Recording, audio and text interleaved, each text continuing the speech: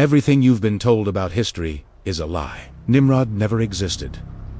So who cast Prophet Ibrahim into the fire? This question has waited thousands of years for an answer. Because the truth is so shocking that you'll be forced to rewrite history itself, think about it for a moment. The entire world accepts the existence of someone called Nimrod. But this name appears neither in the Quran nor in authentic hadith. So who was it that fought against Prophet Ibrahim? And why has this great secret been kept hidden? The story I'm about to tell you today isn't just the tale of a prophet. This is the story of uncovering humanity's greatest deception. Because the power that cast Ibrahim into the fire still walks among us today. In the 2000s BCE, Mesopotamia stretched between the Tigris and Euphrates rivers, fertile lands that would become the heart of the Babylonian Empire. In the south of what is now Iraq stood the city of Ur, center of the world's first organized religious system. This wasn't merely a city. This was the headquarters of the world's first systematic control of human consciousness through false worship. Prophet Ibrahim was born and raised in this city. His father Azar was recorded by historians as the most skilled idol-maker of his time. But the real story begins here, in the shadows of those workshops where stones were carved into gods. Azar wasn't just crafting idols. He was a small cog in a massive machine. Like a factory worker in today's industrial complex, the real power stood behind him, pulling the strings of an entire civilization. The governmental structure of Babylon in those days operated as follows: a king at the top, beneath him a class of priests, below them artisans and farmers, and at the very bottom, slaves. Abraham's father occupied the middle class, serving as a bridge between the priests and the king, manufacturing the physical tools of spiritual deception. But who truly governed this system? Who held the real power behind the throne of Babylon? The word used in the Quran for the one who fought against Ibrahim isn't Malik, meaning king. The word Uset is Jabbar. The meaning of Jabbar is crucial. Those who rule through tyranny, who subjugate people through raw power.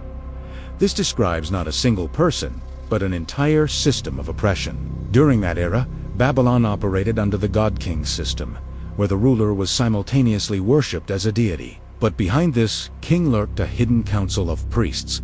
Much like the secret organizations that operate in today's world, who led this council? This is where the story takes a dramatic turn, because Ibrahim wasn't struggling against just that era's king. He was fighting against a system that remained unchanged throughout time. This system was idolatry itself, not just the worship of stone statues, but the elevation of any power above Allah to the level of divinity. In that system, the king had declared himself God.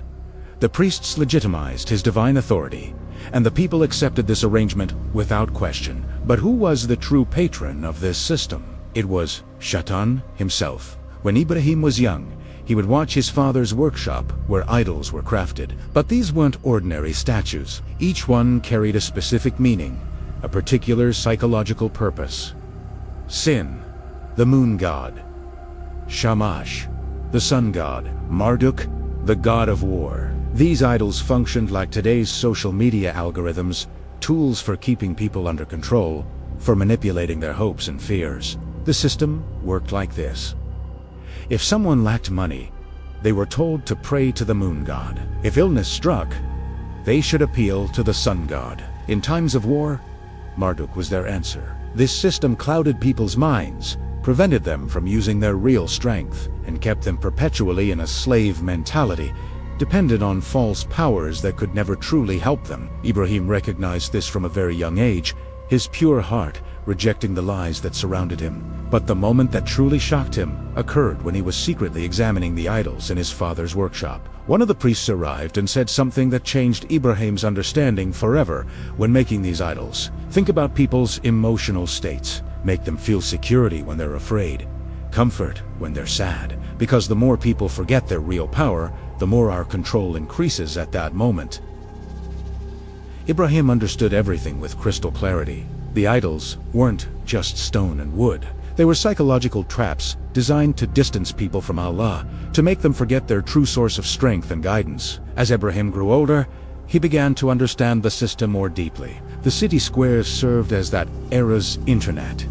The storytellers functioned as their television, the writings, on walls acted as their newspapers, all delivering the same message. Our king is God. The idols are his representatives. To oppose this order is punishable by death.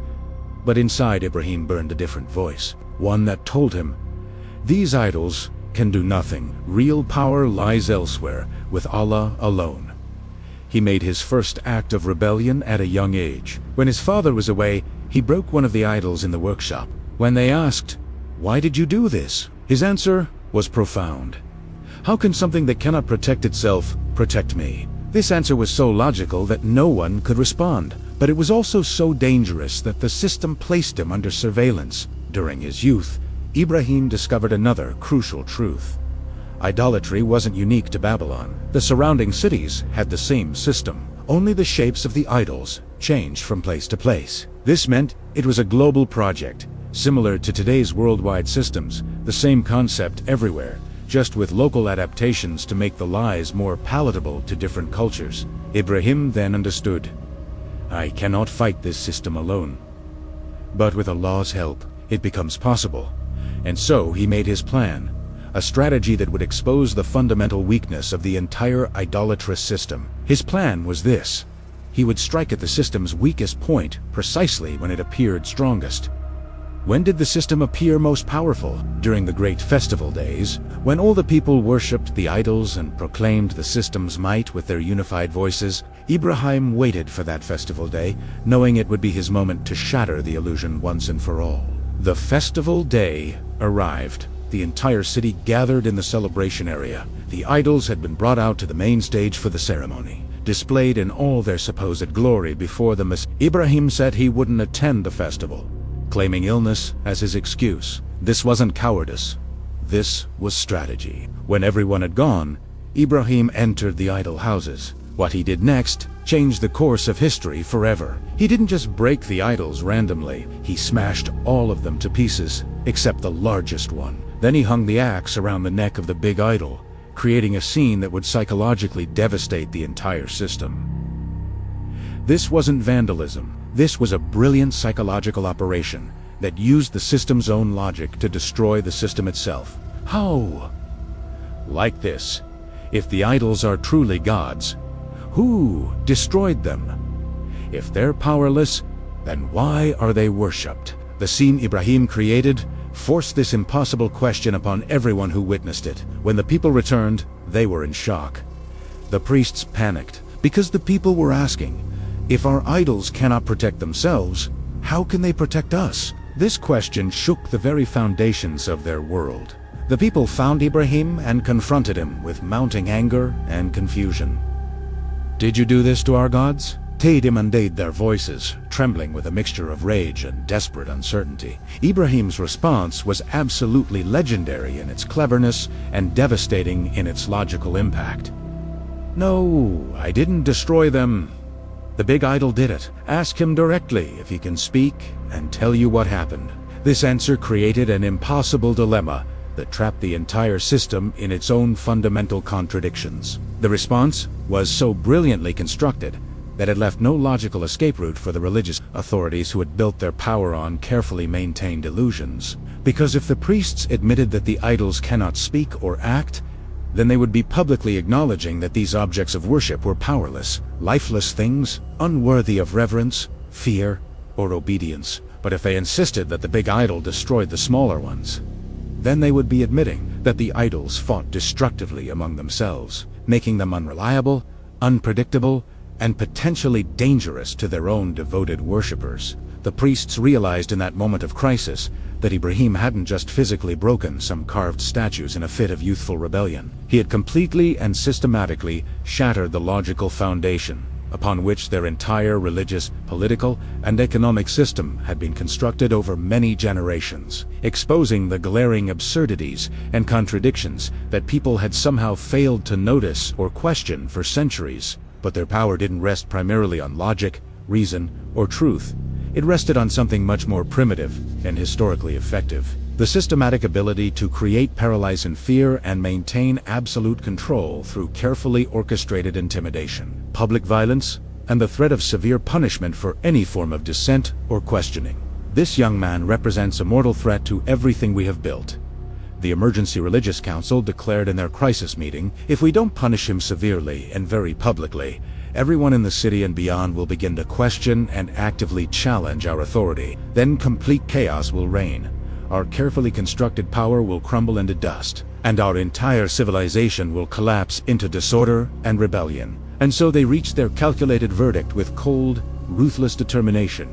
Ibrahim would be burned alive in the most spectacular and terrifying way possible, serving as a permanent example to anyone else who might dare to challenge their absolute authority or question the established religious order. Here we arrive at the most crucial and revealing part of the entire historical narrative. The fire that would be prepared for Ibrahim's execution wasn't just an ordinary method of capital punishment or a simple way to eliminate a troublesome individual. This was carefully designed to be that era's equivalent of a nuclear demonstration, a massive display of overwhelming power intended not just to kill one person, but to terrorize an entire population into permanent submission and unquestioning obedience. The fire was constructed on such an enormous scale that it could be seen clearly from many kilometers away, creating a pillar of flame and smoke that dominated the landscape for miles around. The heat was so intense that people couldn't approach within a considerable distance without feeling their skin burn from the radiated temperature. Birds flying overhead would fall dead from the sky, killed instantly by the superheated air currents rising from the inferno. Why did they go to such elaborate and expensive lengths to create this massive spectacle of destruction? Because the real message they wanted to send was crystal clear and absolutely terrifying. This is the inevitable fate of anyone who dares to oppose our system, question our authority, or challenge the established order. No matter how clever you think you are, no matter how righteous your cause might seem. This is how all rebellion ends, in agony, destruction, and public humiliation. The ceremony of casting Ibrahim into the fire was designed as a separate psychological operation in itself, a carefully orchestrated public event that would burn the image of punishment into every witness's memory. The entire population was forced to attend under penalty of severe consequences, ensuring that everyone would see what happened to those who stepped out of line. Every man, woman, and child would witness the power of the system and carry that terrifying image with them for the rest of their lives. They used a massive catapult to hurl Ibrahim into the center of the blazing inferno, launching him through the air like a projectile, while the crowd watched in horrified fascination. The spectacle was designed to be both dramatically impressive and psychologically devastating, and at that precise moment of impact, history itself paused in breathless anticipation. The laws of physics, which had governed the material world since the moment of creation, suddenly changed according to the direct will and intervention of Allah, the true master of all natural forces and scientific principles. The fire did not touch Ibrahim with its flames. This wasn't simply a matter of the temperature becoming cool in any ordinary sense that we might understand. The fundamental physical properties and behavior of fire itself were completely altered by divine command, transformed from a force of destruction into something entirely different. Can modern science explain or comprehend this miraculous event that defied every known law of chemistry and physics? Interestingly, contemporary quantum physics has discovered something called the observer effect, where the presence and attention of a conscious observer actually changes and influences the outcome of the observed phenomenon in measurable ways. What occurred when Ibrahim fell into that massive fire was the direct intervention of Allah's will reshaping and overriding the normal laws of physics, demonstrating that the creator of all natural laws can modify or suspend them at any moment, according to his perfect wisdom and divine purpose. But beyond any scientific explanation or theoretical understanding, the essential message of this miracle was profound and unmistakable.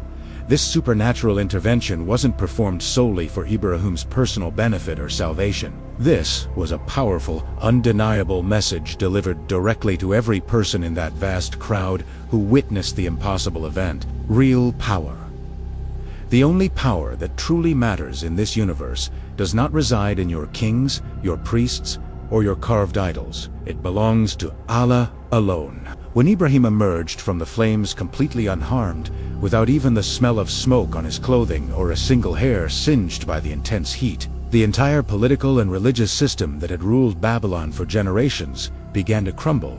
before everyone's eyes. But how exactly did this systematic collapse occur? What were the immediate and long-term consequences of this public demonstration of divine power? The people could no longer maintain their faith and trust in the idols that had supposedly protected and guided them for so many years. The evidence was overwhelmingly clear and impossible to deny or explain away.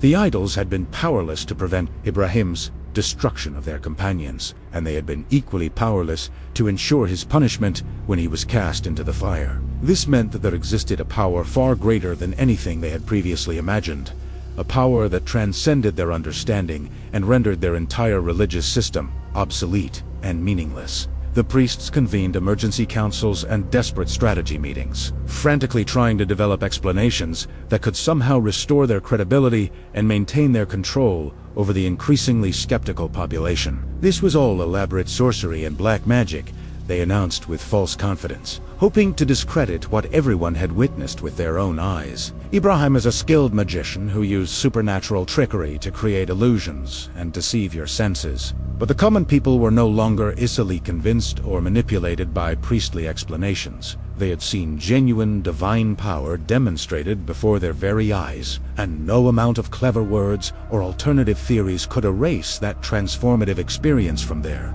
memories or their hearts. From that historic day forward, the practice of idolatry in Babylon was never the same as it had been for centuries past. The spell had been permanently broken, the illusion shattered beyond repair. People began secretly and then openly turning away from the worship of lifeless statues toward the worship of the one true God that Abraham proclaimed, Allah, who had demonstrated his absolute power over all creation.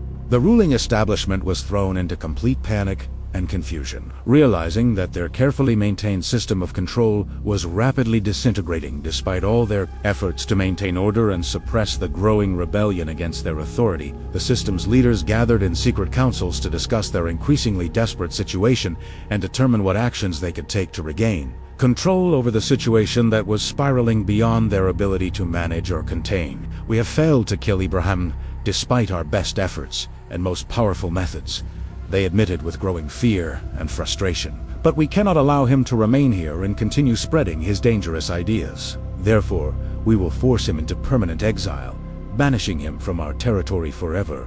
This decision reveals something crucial about the nature of their power and the limitations they faced even in their position of apparent absolute authority. They certainly possessed enough military force and political influence to execute Ibrahim through conventional means if they had chosen to do so, but they deliberately chose exile over execution. And this choice was not accidental or merciful. Why did they select banishment rather than martyrdom for their most dangerous opponent? Because killing Ibrahim at this point would have transformed him into a martyr and a powerful symbol of resistance that could inspire others to continue his mission with even greater determination and popular support. Martyrs become more dangerous in death than they ever were in life, their ideas spreading like wildfire among people who see them as heroes who died for truth and justice. But forcing him into exile served a completely different psychological purpose. It was designed to make people gradually forget about him and his revolutionary message, allowing the system to slowly rebuild its credibility and restore its control, without the constant reminder of their previous defeat. Abraham accepted this exile willingly and without resistance, not out of defeat or discouragement, but because he had finally understood his true mission and divine purpose, to challenge and transform the system of idolatry, not just in Babylon, but throughout the entire world, carrying the message of pure monotheism to every corner of human civilization. When we examine today's world through the lens of Ibrahim's ancient struggle, we can clearly see the traces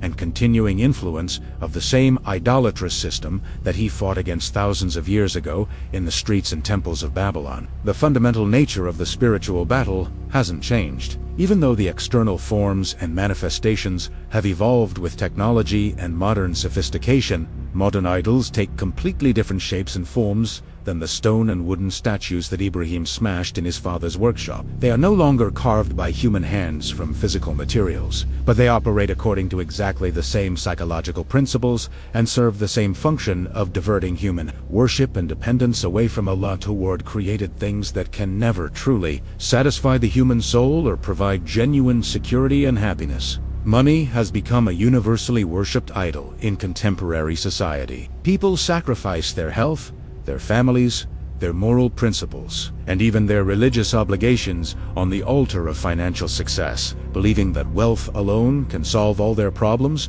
and guarantee their happiness and security. They work endless hours, compromise their values, and organize their entire lives around the pursuit of material prosperity, forgetting that Allah is the true source of all provision and that contentment comes only from spiritual connection to the Creator. Fame and celebrity status have been elevated to the level of modern idolatry. Millions of people desperately seek recognition, social media followers, and public attention, willing to embarrass themselves, betray their privacy, and abandon their dignity in pursuit of momentary viral fame. They worship celebrities as if these famous individuals possessed some special divine quality or supernatural power, imitating their behavior, buying their products, and organizing their lives around entertainment industry trends that change constantly and provide no lasting meaning or satisfaction. Political power has become another form of contemporary idol worship. People invest their entire identity and emotional well-being in political parties, ideologies,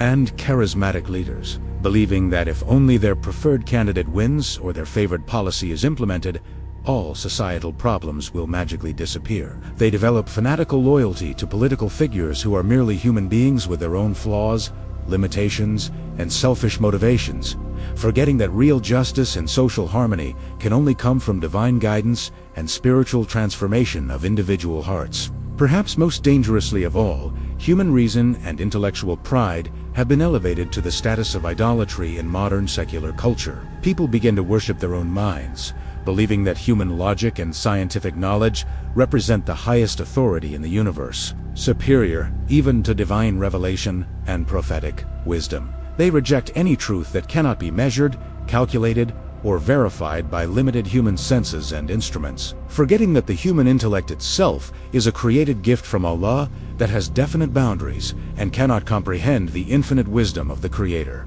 Ibrahim's message to our contemporary world is crystal clear and urgently relevant. No power except Allah can lead you to genuine happiness, inner peace, lasting security, or ultimate meaning. Everything else you chase and worship will ultimately disappoint you and leave you empty, confused, and spiritually lost.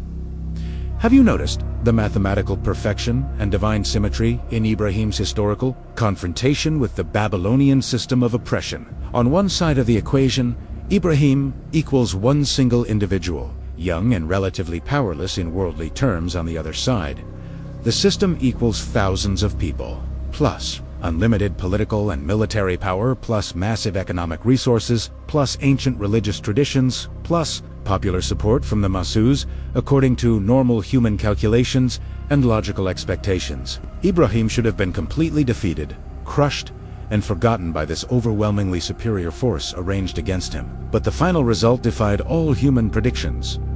Ibrahim iguala ube. How did this seemingly impossible outcome occur? What factor changed the entire equation and reversed the expected conclusion? The answer lies in a variable that was missing from the human calculation: Allah's infinite power and direct intervention in human affairs. Ibrahim plus Allah's power, greater than any earthly system, no matter how large or established. This same divine equation remains valid and applicable today. No difficulty in your personal life, no challenge facing your family, no obstacle blocking your dreams and aspirations is greater than Allah's unlimited power to transform situations and create solutions that exceed human imagination and capability. Ibrahim's story didn't end in the ancient past. It continues to unfold in every generation and every era of human history. The spiritual battle between truth and falsehood, between divine guidance and human rebellion, between submission to Allah and worship of created things, continues as long as human beings exist on this earth. Every generation produces its own Ibrahims, individuals who refuse to bow down to any power except Allah, who courageously speak truth even when it's unpopular or dangerous, who maintain their spiritual principles even under intense social pressure and personal threat. These modern-day inheritors of Ibrahim's legacy come from all walks of life: scholars and students, business people and workers, parents and teachers, artists and scientists, anyone who chooses to live according to divine guidance rather than social conformity. Every historical period also witnesses the emergence of new idolatrous systems designed to capture human hearts and minds, to redirect worship and obedience away from Allah toward temporary, powerless created things. These systems adapt to changing circumstances and use the latest technology and psychological techniques, but their fundamental purpose remains constant: to make people forget their true purpose and spiritual nature. The battle continues in our time with new weapons and new battlefields, but the essential conflict remains the same as it was in Ibrahim's day. Who are today's spiritual inheritors of Ibrahim's mission? They are the individuals who refuse to compromise their faith for social acceptance, material success, or personal safety. They are the people who speak truth about justice, even when it costs them financially or socially. They are the parents who raise their children according to Islamic principles, despite cultural pressure to conform to secular values. They are the professionals who maintain ethical standards, even when dishonesty would bring greater profit. They are the students who pursue knowledge for the sake of truth and service to humanity, rather than just personal advancement. What constitutes the modern idolatrous system that opposes these contemporary followers of Ibrahim? It includes any institution, ideology,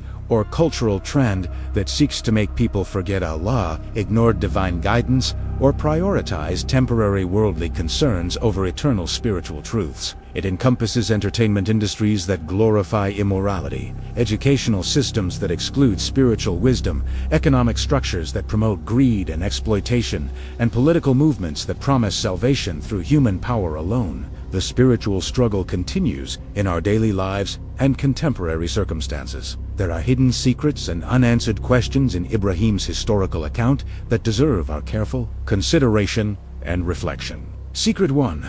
Was Ibrahim's father Azar truly committed to disbelief, an idol, or was he simply paralyzed by fear of the powerful system that controlled their society? According to some historical accounts and scholarly interpretations, Azar knew in his heart that Ibrahim was speaking the truth about the futility of idol, but he was too frightened of losing his livelihood, his social status, and possibly his life to openly support his son's revolutionary message. This possibility raises profound questions about how many people throughout history have silently agreed with prophetic messages while lacking the courage to publicly support them. Secret 2. What specific psychological and physical torture did Ibrahim endure before being cast into the fire? Historical execution procedures in that era were typically preceded by elaborate rituals designed to break the condemned person's spirit and extract public confessions of guilt or apologies that would discredit their message. What methods did the Babylonian authorities use to try to force Ibrahim to recant his beliefs? How did he maintain his faith and courage during what must have been an extremely traumatic period of imprisonment and abuse? Secret 3. How did the system's leaders attempt to explain and control the narrative after the miraculous failure of their execution attempt? The crowd had witnessed something that completely contradicted everything they had been taught about the power of their gods and the authority of their rulers. This created a massive crisis of credibility that required immediate damage control. What alternative explanations did they offer? How did they try to manipulate public opinion and maintain their grip on power after such a spectacular failure of their most dramatic demonstration of authority? These questions remained largely unanswered in the historical record, but Ibrahim's central message transcends these specific details. Truth will ultimately triumph over falsehood, no matter how long the struggle takes or how powerful the opposition appears. The Nimrod legend that has become so widespread in popular culture provides an interesting case study in how historical narratives can be simplified and distorted over time to serve particular purposes. When the Israelites were held captive in Babylon centuries after Ibrahim's time, they heard various versions of his story from their Babylonian captors and fellow prisoners. However, when they retold these accounts within their own cultural context, they chose to personify the entire oppressive system as a single, individual ruler rather than describing the complex political and religious machinery that Ibrahim had actually confronted. Why did they make this narrative choice? Bekuse Salin, we fought against a systematic pattern of spiritual oppression, was much more complex and difficult to communicate than saying we fought against Nimrod, the evil king. Creating a single villainous character made the story more dramatic, easier to remember, and simpler for children to understand. This simplified version was retold and embellished across many generations in different cultures. Eventually, Nimrod became a legendary figure with supernatural powers and mythical characteristics that bore little resemblance to any historical reality. But the actual truth reveals something far more important than any individual villain. Ibrahim never fought against any person named Nimrod. He confronted and defeated an entire system of spiritual oppression and false worship, a multi-headed monster of idolatry that continues to manifest in different forms throughout human history. And that monster is still alive and active in our contemporary world, using new methods and technologies, but pursuing the same ancient goal of turning human hearts away from their creator. According to historical traditions and scholarly accounts, when Ibrahim emerged unharmed from the massive fire, his first words carried profound significance for everyone who witnessed this miraculous event. He reportedly said, "All praise belongs to Allah. He has shown me what real power truly means, and he has demonstrated to all of you the futility of worshipping anything other than him." These words revealed that Ibrahim's primary concern wasn't simply his personal survival or vindication. His goal was to use this miraculous intervention as a teaching moment for all humanity, demonstrating clearly that real power and authority belong only to Allah, not to kings, priests, idols, or any created thing. This message continues to resonate across the centuries. No matter what challenges you face in life, no matter how impossible your situation may appear, Allah's power is always available to those who turn to Him with sincere faith and trust. Your money might disappear overnight due to economic collapse or poor investment decisions. Your health might be suddenly threatened by unexpected illness or accident. Your closest friends and family members might disappoint you, betray your trust, or abandon you during your most difficult moments. But Allah's power, mercy, and wisdom remain constant and unchanging, available to guide and support you through every trial and challenge. Ibrahim's confrontation with the idolatrous system wasn't just a single historical event that affected only the people of ancient Babylon. It initiated a permanent change in human consciousness and spiritual understanding that continues to influence world history. From that pivotal moment forward, every prophet sent by Allah delivered essentially the same core message that Ibrahim had proclaimed. La ilaha, there is no God worthy of worship except Allah alone. Prophet Musa confronted the pharaoh's claims to divinity in ancient Egypt, demonstrating through miraculous signs that no earthly ruler possesses supernatural power or authority over natural forces. Prophet Isa challenged the Roman imperial system and religious establishment of his time, teaching people to worship Allah directly rather than through corrupt human intermediaries. Prophet Muhammad transformed the idol-worshipping Arab tribes into a unified community devoted to pure monotheism, spreading Ibrahim's essential message across the Arabian Peninsula and eventually throughout much of the world. All of these prophetic missions were continuations and developments of the spiritual revolution that Ibrahim had initiated in ancient Mesopotamia thousands of years earlier. The battle that Ibrahim began has no endpoint as long as human beings inhabit this earth. As long as people possess free will and the capacity to choose between truth and falsehood, between divine guidance and human rebellion, the fundamental spiritual conflict will continue in various forms. Two opposing forces will always contend for influence over human hearts and societies. One, Allah's guidance, and the principle of pure monotheism, which leads to spiritual freedom, inner peace, social justice, and ultimate meaning in life. Two, the forces of spiritual rebellion and idolatry, which promise worldly success and immediate gratification but ultimately lead to spiritual emptiness, social corruption, and existential despair. The question that every individual must answer for themselves is, which side of this eternal battle do you choose to support through your beliefs, your actions, and your life priorities? If you have elevated any created thing in your life to a position of absolute importance that should belong only to Allah, whether it's money, career, success, social approval, political ideology, or even your own desires and opinions, then you are unconsciously supporting the same idolatrous system that Ibrahim fought against. If you acknowledge Allah's supreme authority over all aspects of existence and organize your life according to divine guidance rather than social pressure or personal whims, then you are continuing Ibrahim's mission and standing on the side of eternal truth. Ibrahim's story provides practical guidance for navigating the spiritual challenges of contemporary life.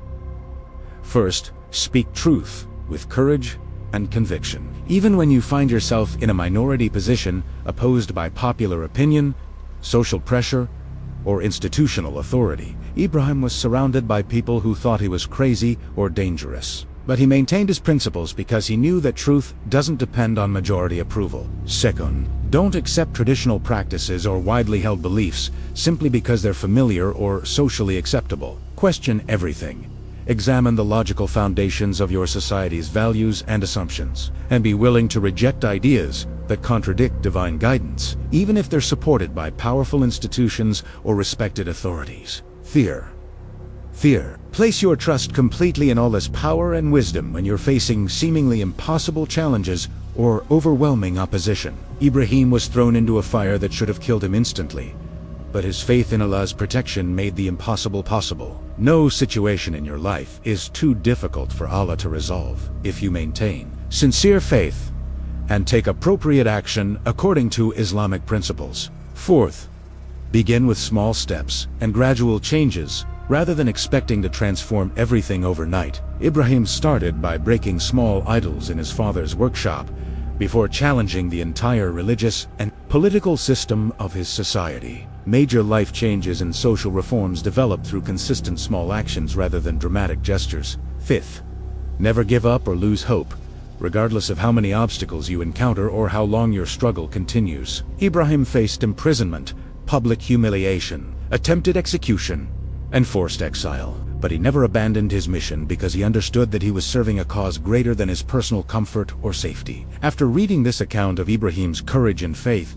ask yourself these essential questions that will help you evaluate your own spiritual condition and life priorities. What idols currently exist in my daily life? What created things do I treat as if they were more important than Allah's guidance and approval? Which powers or authorities do I fear more than Allah, whose disapproval causes me more anxiety than the possibility of displeasing my Creator? Do I speak truth courageously when it conflicts with social expectations, or do I remain silent to avoid confrontation and criticism? When I face serious difficulties and challenges, do I primarily rely on my own efforts and resources, or do I remember to seek Allah's help and guidance through prayer and supplication? Am I making gradual progress toward greater spiritual maturity and stronger faith? Or have I become complacent and comfortable with my current level of religious commitment? Ibrahim's story isn't just an inspiring historical account meant for academic study or religious education. This is a practical manual for living according to divine principles in a world that constantly pressures you to compromise your faith and forget your spiritual purpose. Because the same spiritual battle that Ibrahim fought in ancient Babylon is the battle that you face every day in your contemporary circumstances and personal relationships. And Allah's promise remains as valid today as it was when Ibrahim was cast into that miraculous fire. Whoever places trust in Allah and remains steadfast in faith, Allah will provide a way out of every difficulty and grant success beyond human expectations.